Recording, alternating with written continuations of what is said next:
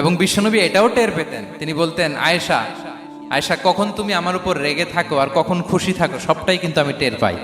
আম্মাজান আয়েশা অবাক হলেন, কি করে টের পান? বিশ্বনবী বলেন, যখন তুমি আমার উপর খুশি থাকো তখন দোয়ার সময় বলো লা ওয়া রব্বি মুহাম্মদ, তুমি বলো হে মুহাম্মদের রব আল্লাহ মদিনার উপর রহম করেন, আমাদেরকে ক্ষমা করেন, হে মুহাম্মদের রব আমাদের ক্ষমা করেন, এইভাবে দোয়া করো। আর যখন তুমি রেগে থাকো তখন আমার নামটা মুখ দিয়ে নিতে চাও না, তখন তুমি দোয়াতে বলো লা ওয়া রব্বি ইব্রাহিম, হে ইব্রাহিমের আল্লাহ, হে ইব্রাহিম নবীর খোদা আমাদের মাফ করো। তখন তুমি আমার নাম নাও না, কৌশলে আমার নামটা বাদ দাও।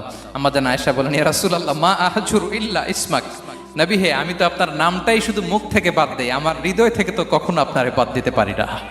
এটা ঠিক, তখন রেগে থাকি আপনার নামটা মুখে নেই না, কিন্তু হৃদয় থেকে তো আপনাকে সরাতে পারি না। সুবহানাল্লাহ।